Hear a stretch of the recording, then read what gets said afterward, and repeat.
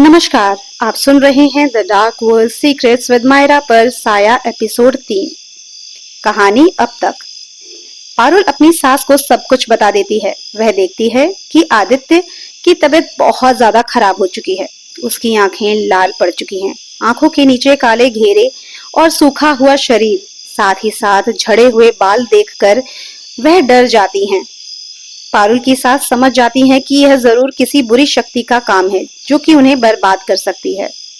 पारुल की सास को अचानक अपनी सहेली की याद आती है जिसके घर वह गृह प्रवेश में गई थी। वह अपनी सहेली को कॉल करके बाबा जी का नंबर और पता ले लेती हैं। पारुल से अपने आश्रम जाने की बात कह वो निकल जाती हैं। पारुल की सास जाने से पहले उसे देवर, ससुर और आदित्य का ख्याल रखने के लिए कहकर जाती हैं। हालांकि वह जानती थी कि पारुल इस वक्त बहुत ज्यादा डरी हुई है, लेकिन और कोई उपाय भी तो नहीं था। पारुल की सास बाबा जी को लेने के लिए निकल चुकी थी, पर उसकी सास आश्रम में देर से पहुंचती हैं, इसलिए बाबा जी उनसे सुबह चलने का आश्वासन दे देते हैं। पारुल की सास मान जाती हैं। पारुल की हालत खराब होने लगती है। आदित्य की तबीयत इतनी ज्यादा खराब हो चुकी थी कि अब पारुल को आदित्य से डर लगने लगा था। आदित्य ने एक दो बार उस पर अटैक भी किया था। रात में अचानक से पारुल को किसी के रोने की आवाज आती है। कहानी शुरू करने से पहले मैं आपसे गुजारिश करना चाहती हूँ कि यदि आपने साया एपिसोड 1 और 2 नहीं देखा है तो पहले जाकर आप साया एपिसोड 1 और 2 जरूर देख लीजिए। अब आगे। काफी रात हो चुकी थी। पारुल के अंदर का डर अब बढ़ने लगा था। रात में अचानक से पारुल को किसी के रोने की आवाज सुनाई दी। पारुल के अंदर डर तो था, लेकिन उसका मन हुआ कि वह जाकर देखे कि कौन रो रहा है। रोने की आवाज किसी लड़की की लग रही थी। पारुल ने हिम्मत की और बिस्तर से धीरे से उठी। वह अपने कदम धीरे धीरे आगे बढ़ा रही थी। पारुल ने अपने कमरे का दरवाजा खोला। अगले ही पल वह अपने कमरे के बाहर आ चुकी थी। वह जैसे जैसे कदम आगे बढ़ा रही थी वैसे वैसे उसके अंदर का डर भी बढ़ता जा रहा था। पारुल बड़ी बड़ी आंखें करके इधर उधर देखते हुए धीमे कदमों से चल रही थी।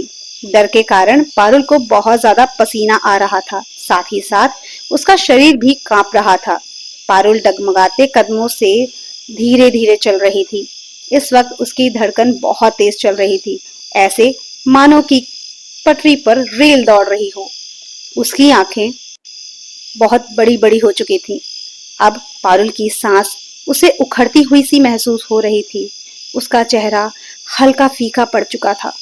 डर के कारण वह अपने आप को जैसे संभाल नहीं पा रही थी, लेकिन फिर भी वह यह जानना चाहती थी कि यह आवाज किसकी है और कौन रो रहा है। पारुल आवाज को सुनते हुए धीरे धीरे उसी दिशा में आगे बढ़ रही थी। पारुल ने महसूस किया कि यह रोने की आवाज बालकनी से आ रही है। पारुल बालकनी की तरफ बढ़ने लगी। पारुल ने देखा कि बालकनी में एक लड़की बैठी हुई है। उसने अपने हाथ और सर अपने घुटनों पर टिका रखे हैं और लंबे लंबे बालों से खुद को ढका हुआ है। उस लड़की ने वही लाल सूट पहना हुआ था जो उस दिन पारुल ने उस लड़की को पहने देखा था जो उन्हें रास्ते में मिली थी। पारुल को यह समझते देरी नहीं लगी कि यह वही लड़की है। इस वक्त पारुल बहुत ज्यादा डर गई थी। तब उसने हिम्मत करके पूछने की कोशिश की। पारुल की आवाज इस वक्त लड़खड़ा रही थी। वह डर से कांपते होठों से उससे पूछती है, क, क, क, क, कौन हो तुम? पारुल के पूछने के बाद भी कोई जवाब नहीं आया। पारुल ने फिर से हिम्मत की और फिर से एक बार पूछा, क, क, क, कौन हो तुम? इस बार भी कोई जवाब नहीं आया। अब की बार पारुल ने झल्लाते हुए, चिल्लाकर रोते हुए उसकी तरफ देखकर पूछा, आखिर कौन हो तुम? क्या चाहती हो? लेकिन इस बार भी कोई जवाब नहीं आया। पारुल ने महसूस किया कि वह लड़की धीरे धीरे अपना सर अपने हाथों से उठा रही है। पारुल की सांस और तेज चलने लगी। जब उस लड़की ने अपना सर उठा लिया और बाल पीछे किए तो उसका चेहरा देखकर पारुल का चेहरा सफेद पड़ गया और डर के कारण उसके मुंह से जोरदार चीख निकल पड़ी। पारुल पलटकर भागने की कोशिश करने लगी। पारुल ने महसूस किया कि वह भाग तो रही है, पर आगे नहीं बढ़ पा रही। वह एक ही जगह पर लगातार भागे जा रही है। यह देखते ही तो पारुल और ज्यादा डर गई। पारुल का अचानक से पैर फिसल गया और वह जमीन पर मुंह के बल गिर पड़ी। डर के कारण पारुल को पसीना आने लगा, आंखें और बड़ी हो गई, सांसें और ज्यादा तेज चलने लगी। पारुल लगभग हांफने सी लगी। उसका मन तो किया कि वह एक बार पलट कर देखे कि वह लड़की वहां पर है भी या यह उसका भ्रम था, पर उसकी हिम्मत ने उसे जवाब दे दिया था। उसने जमीन पर इधर उधर अपनी आंखें तेजी से घुमाना शुरू कर दिया। वह बहुत ज्यादा डरी हुई थी। उसने आंखें बंद करके भगवान का नाम लिया और एक जोरदार झटके के साथ तेजी से उठकर भागी। पारुल भागकर तेजी से रुद्र के कमरे में घुस जाती है। उसने कमरे की सारी कड़ियां लगा दी और रुद्र के पास जाकर बैठ गई। इस वक्त पारुल बहुत ज्यादा डरी हुई थी। वह रो रही थी और हाँफ भी रही थी।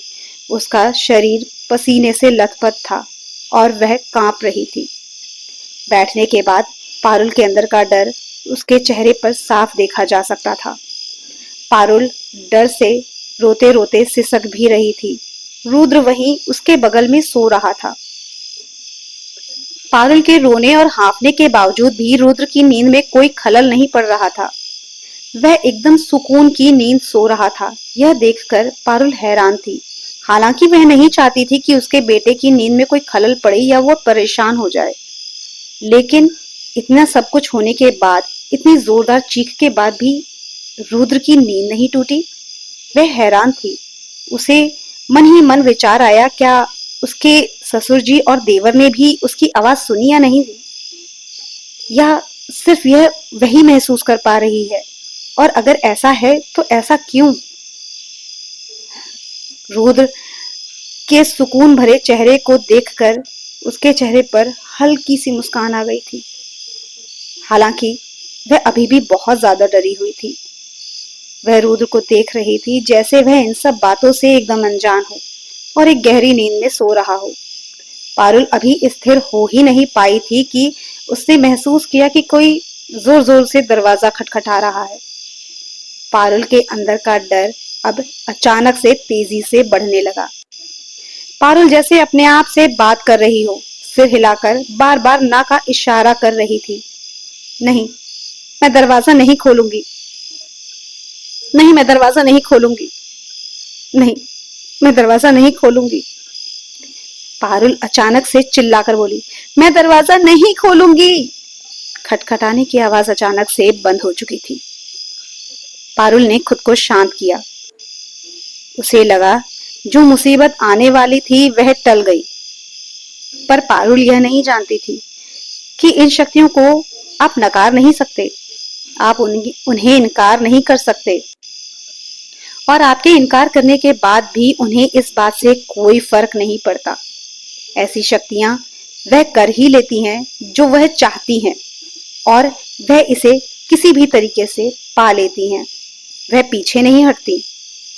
पारुल ने रोते हुए अचानक से बहते हुए पानी की आवाज सुनी। पारुल ने धीरे से अपने थूक को अपने हलक से नीचे उतारा।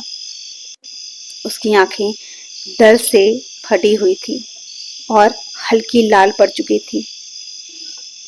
उसे पानी की आवाज साफ सुनाई दे रही थी। वह आवाज बहुत साफ और करीब से आ रही थी। पारुल ने जमीन की तरफ देखा तो दरवाजे से पानी धीरे धीरे कमरे के अंदर दाखिल हो रहा था। यह देखकर तो पारुल की डर के कारण आंखें और बड़ी हो गई।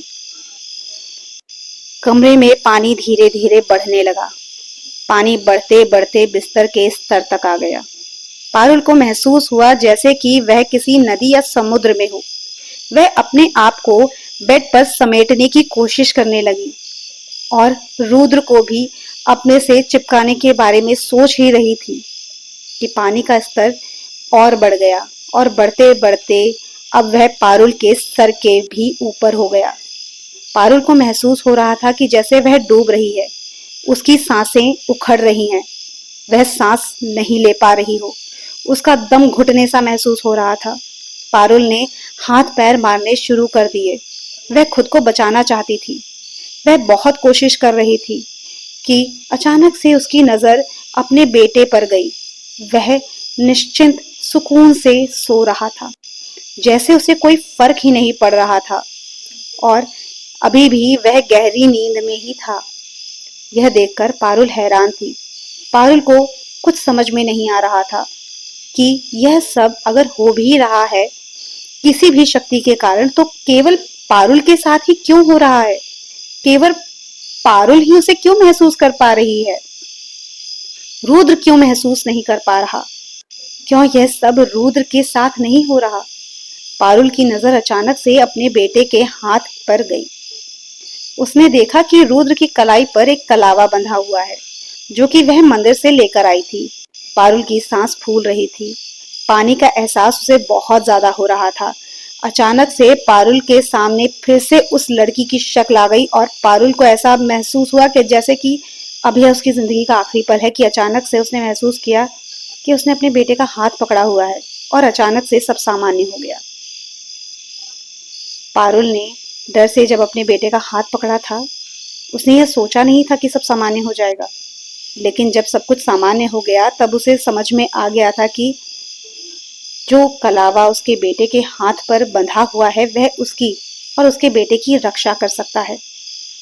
पारुल ने अब एक लंबी और गहरी सांस खींची। पारुल हांफने सी लगी थी, जैसे कितनी मेहनत करके आई हो। अब पारुल को यह समझ आ गया था कि उसके बेटे के हाथ के धागे में भगवान की शक्ति बंधी हुई है। पारुल रात भर अपने बेटे के हाथ को पकड़कर सोई रही। सुबह हो चुकी थी। सूरज काफी ऊपर तक चढ़ गया था। खिड़की से धूप थोड़ी थोड़ी पारुल और रुद्र के कमरे में आ रही थी। पारुल को सूरज की किरणों की गर्माहट का एहसास सुकून दे रहा था। वह बहुत ज्यादा थकी हुई थी। रात में जो कुछ भी उसने महसूस किया था वह कोई साधारण बात नहीं थी, जिसके कारण उसका शरीर थक चुका था और टूटा हुआ महसूस कर रहा था। इसलिए सूरज की किरणों की गर्माहट का एहसास उसे अपने शरीर पर बहुत सुकून दे रहा था, बहुत अच्छा महसूस हो रहा था। पारुल का इस वक्त कुछ भी करने का मन नहीं कर रहा था और न उसमें हिम्मत बची थी।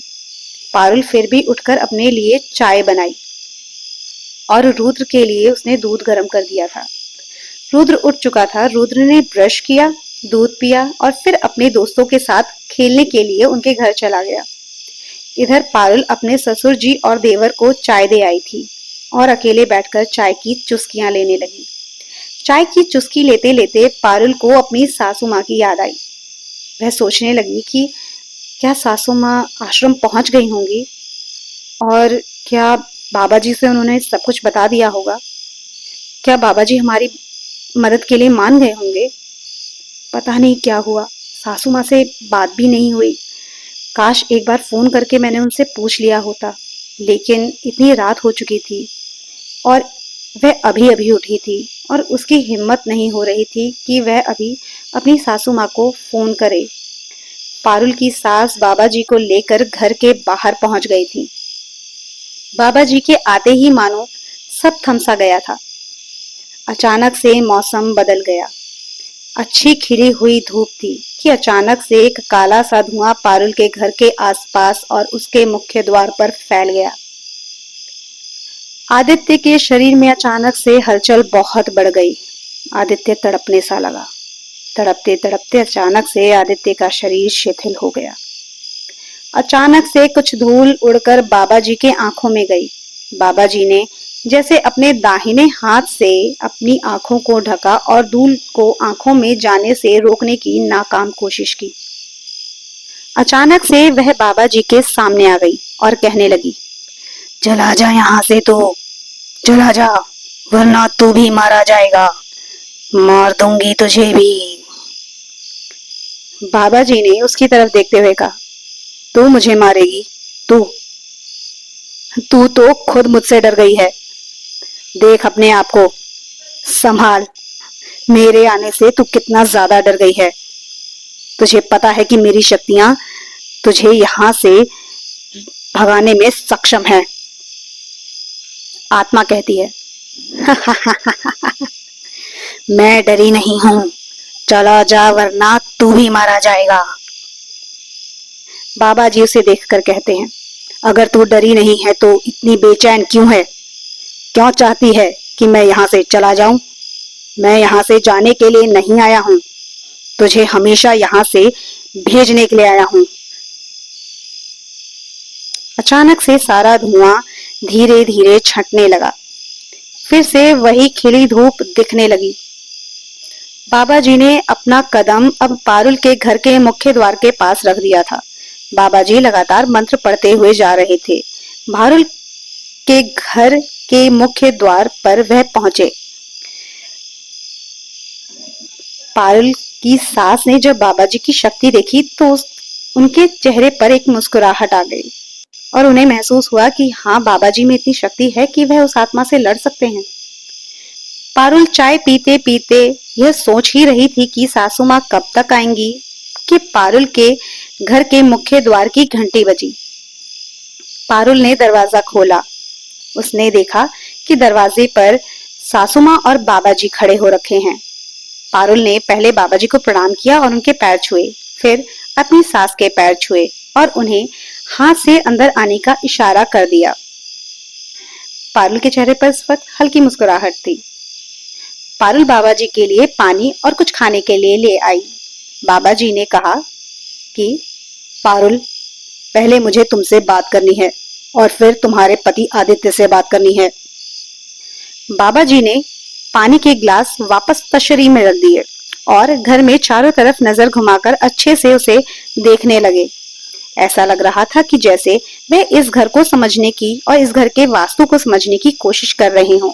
बाबा जी इस घर को ध्यान से देखते हुए यह समझने की कोशिश कर रहे थे कि कहीं इस घर के वास्तु में भी ऐसा कुछ तो नहीं जो वह उस आत्मा की मदद कर रहा हो, क्योंकि कई बार हमारे घर का वास्तु ऐसा होता है जो नकारात्मक ऊर्जाओं को शक्ति देता है। इस घर का वास्तु वह समझने की कोशिश कर रहे थे। बाबा जी के घर में प्रवेश करते ही वह अपनी निगाहों को घर में अच्छे से घुमाकर देखते हैं।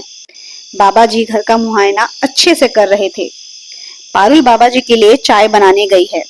पारुल बाबा जी के लिए गिलास में ठंडा पानी और कुछ खाने को लेकर आती है। बाबा जी वापस ले जाने को कहते हैं।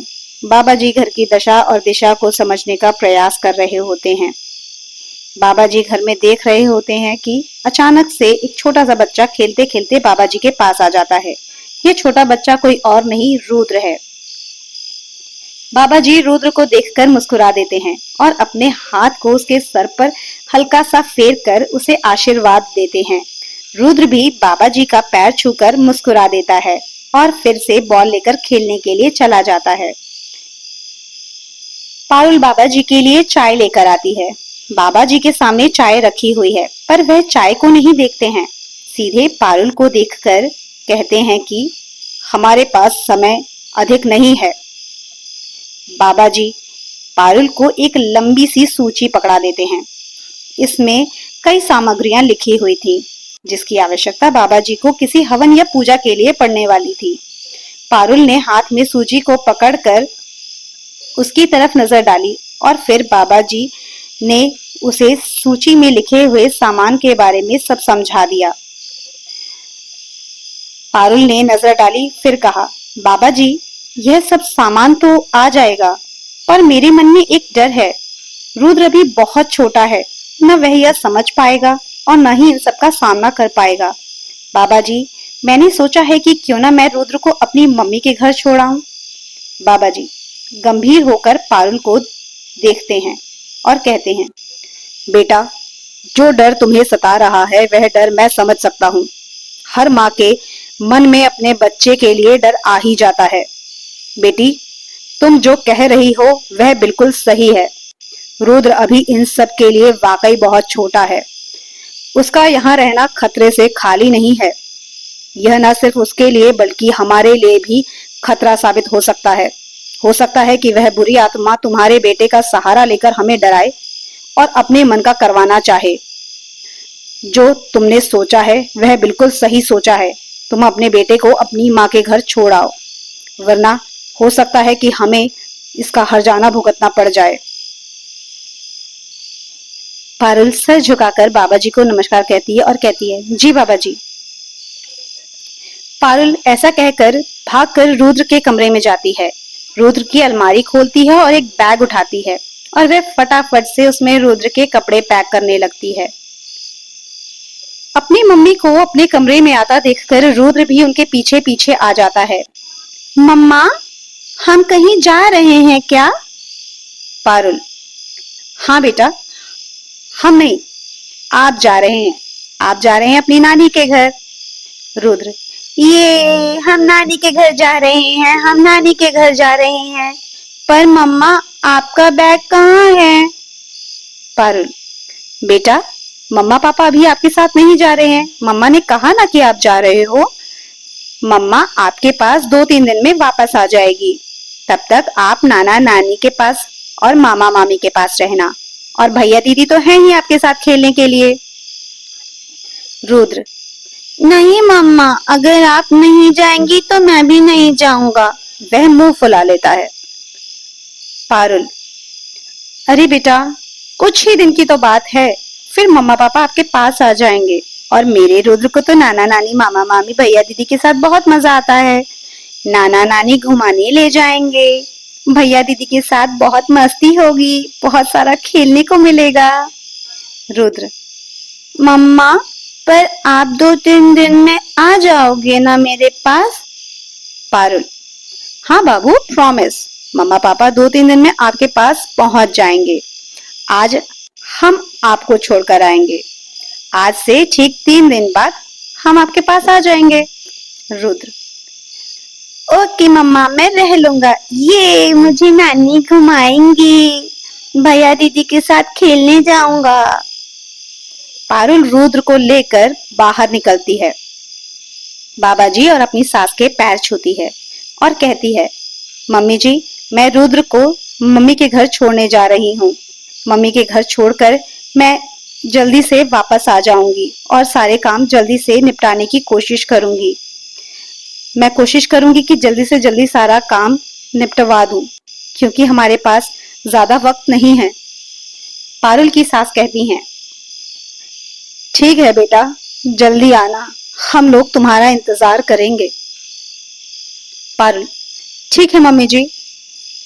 पारुल घर से रुद्र को लेकर निकलती है, पर पारुल जैसे ही घर के मुख्य द्वार पर कदम रखती है, वह देखती है कि अचानक से मौसम बदल गया है। अचानक से चारों तरफ काला धुआं सा छा गया है। तेज आंधी चलने लगी।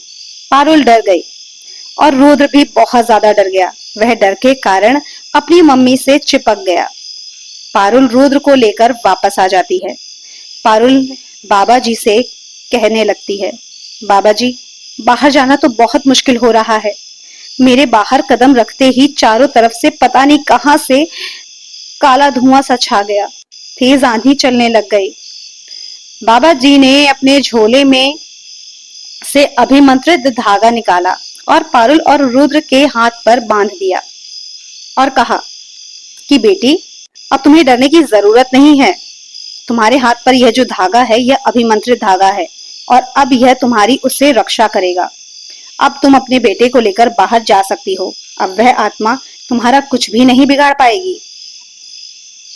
पारुल फिर से लेकर रुद्र को बाहर की तरफ निकलने लगती है।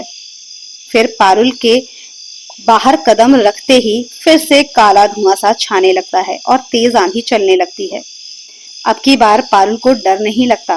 पारुल को पता है कि उसके हाथ में बाबा जी का दिया हुआ अभिमंत्रित धागा बंधा हुआ है।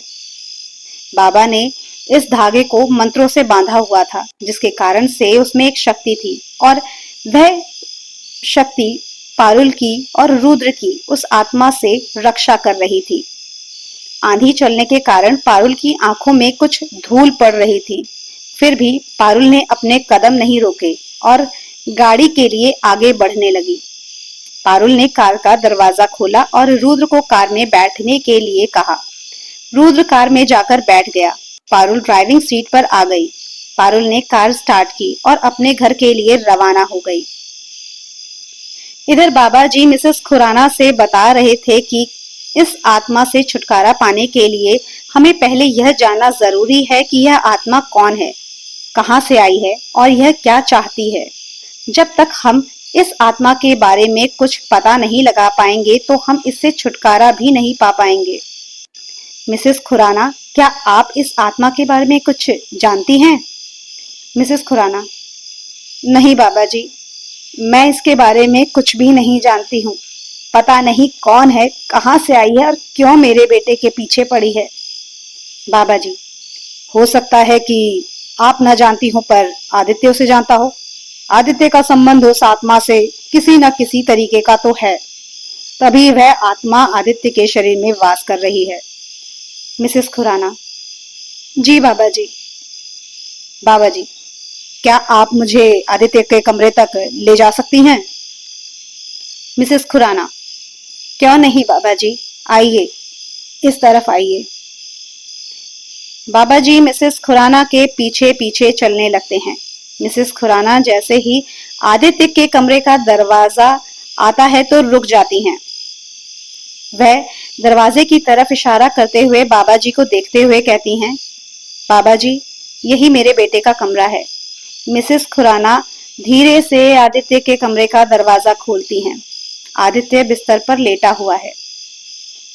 बाबा जी आदित्य के कमरे में प्रवेश करने के लिए कदम बढ़ाते हैं। वह जैसे ही आदित्य के कमरे में कदम रखते हैं, आदित्य का शरीर तड़पने लगता है।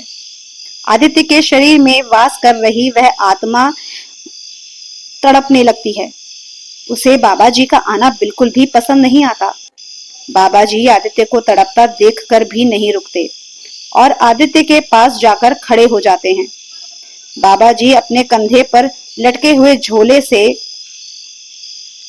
भभूत निकालकर उसे आदित्य के माथे पर लगा देते हैं। जैसे ही भभूत आदित्य के माथे पर लगती है, आदित्य का शरीर अचानक से ठंडा और शांत हो जाता है।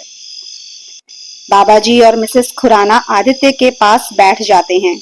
उधर पारुल रुद्र को लेकर अपनी माँ के घर के लिए निकल चुकी थी कि अचानक से उसे रास्ते में एक गिरा हुआ पेड़ दिखता है।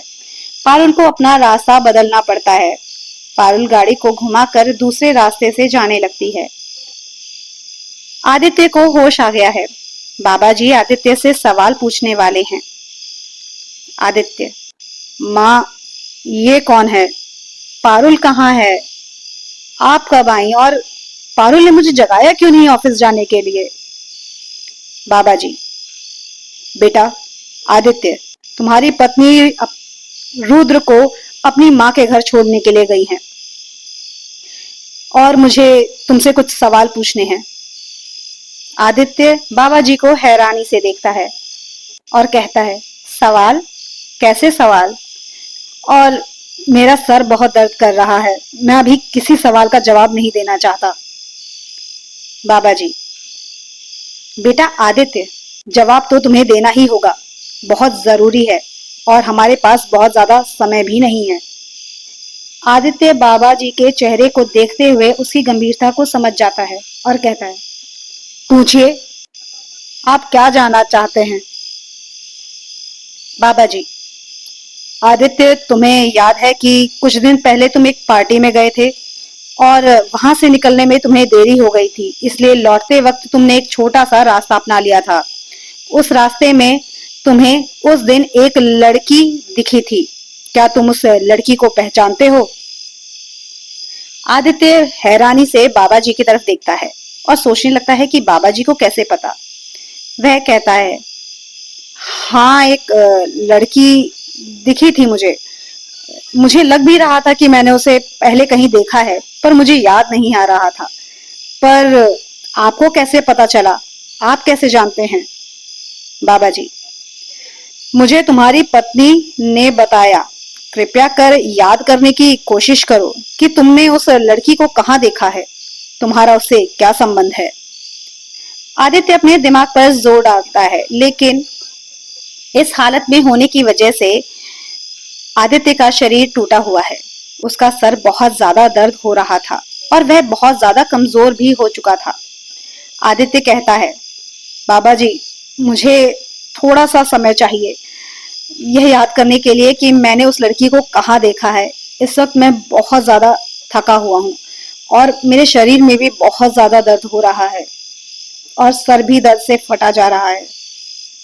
बाबा जी आदित्य को देखते हैं और कहते हैं, ठीक है बेटा, बस तुम जल्दी याद करने की कोशिश करो क्योंकि हमारे पास अधिक समय नहीं है।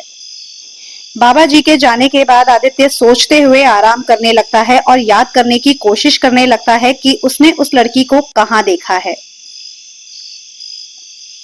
क्या सचमुच आदित्य का संबंध है उस आत्मा से? क्या बाबा जी छुटकारा दिला पाएंगे आदित्य और उसके परिवार को आत्मा से?